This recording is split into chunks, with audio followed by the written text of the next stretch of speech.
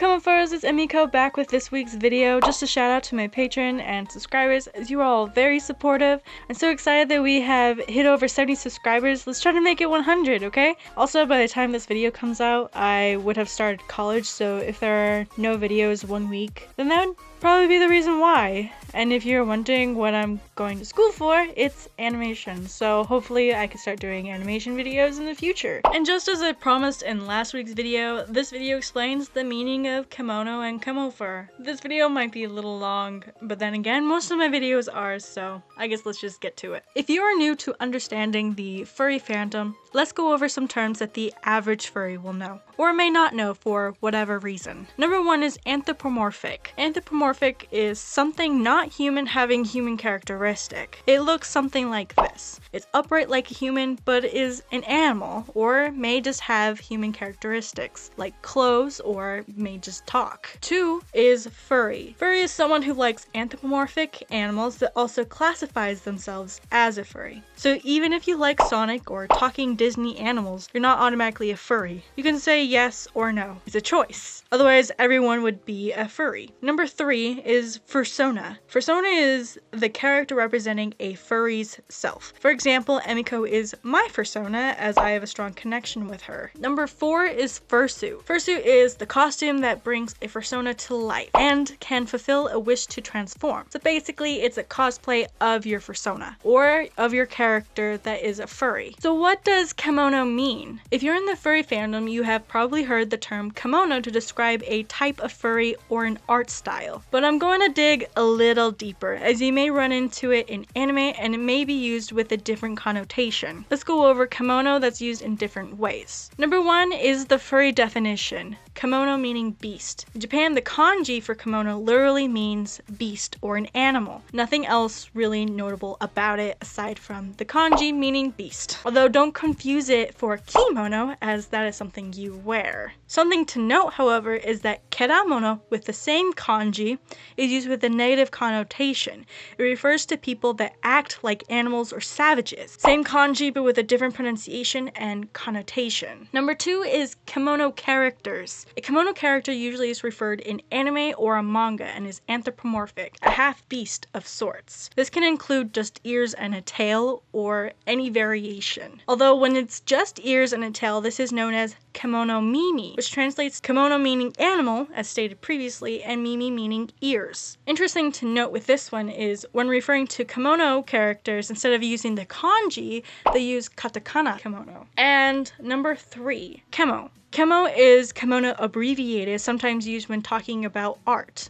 Some derived terms include kemodori, which is a kimono lolly, and kemoshota, which is a kimono shota. Number four is kimono art. In English, the term kimono refers to art that feature kimono characters. It is the same Japanese equivalent term for furry art, except it's an Eastern style of furry characters. And that brings us to number five. Lastly, Kemofur is a term I personally made up to refer to kimono furries, since kimono has a broad range of meanings as previously discussed. Kemofur helps differentiate between kimono friends, which is an anime, which are kimono mimi characters, and kimono furries, which are, well, kemofurs. What is the difference between furry and kimono furry? That's a good question. Now that we have a good understanding of what kimono is, let's share the differences between kimono and normal furry. Nyawi, a blogger, explains it pretty well, I think. Link is in the description if you are interested in reading it fully. Kimono will be on the right and normal furry will be on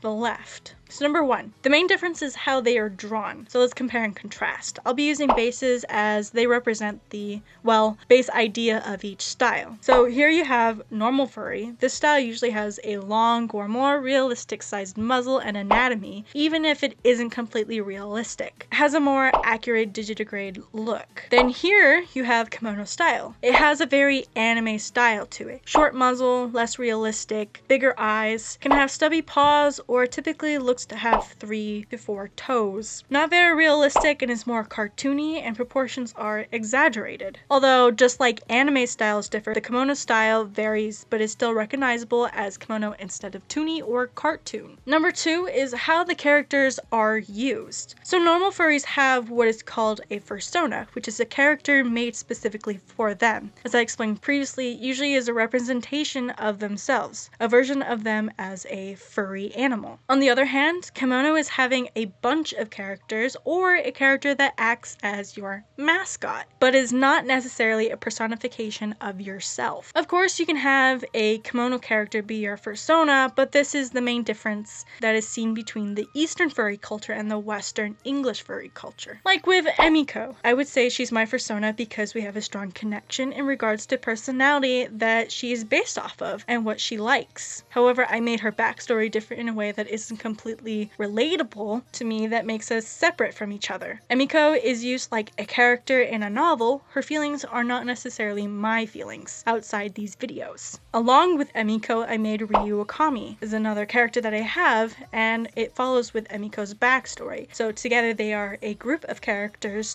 that are in the kimono style. In that sense, they represent the kimono culture in that aspect. I hope this video helped explain what kimono is and that you enjoyed it. Behold, the Kemono Corner. Here's where I showcase some artists of the kimono community. How do you get showcased? Just use hashtag Kemono Corner on Instagram and tag me if you want at Emiko Inari so that I can find you directly. It has to be in kimono style that includes art, fursuits, plushies, or anything as long as it's in the kimono style. I really look forward to seeing them as I just like the kimono style in general and I like to see art. So yeah. Along with the Kemono Corner, I also want to answer YouTube, maybe Amino questions within my videos. That way everyone can know the answer and it makes it easier to be part of the Inari army, which is what I'm calling my subscribers. It's also the name of my Discord server, which is still a work in progress, but you can still feel free to join it. The questions I'm showing are from past videos, just to get the ball rolling, so here we go. Lunatic for Life asked, "Your duchy came out adorable, super cute. Did it sell?" First off, thank you so much, Lunatic for Life. It did sell and was shipped a couple weeks ago. Sorry for the lack of update. Prince Links asked, "This is really cute. Questions. What is your favorite and least favorite part of making a suit?" This is referring to the Dutch Angel Dragon showcase video that I did. Thank you again. I would say my favorite is making the eyes, as it's where you can be the most creative and that really shows your artistic style. And my least favorite is whenever I have to hand sew, which is the majority of any of my partials, and shaving fur, because that gets messy and it's very time consuming. Heartstar Wolfaroo says, "Hi, remember me?" Oh, and yes, I do. I remember you from my past video comments. Did you like this video? Tell me why you liked it. You didn't like it? Then tell me why you didn't. This helps me bring better content to you all. Not to mention, I like responding to the comments, especially for feedback or discussion. I am a fan of Japanese culture and history, and I'm thinking of making more videos on yokai and lore. If you have one in mind, feel free to, you guessed it, comment down below.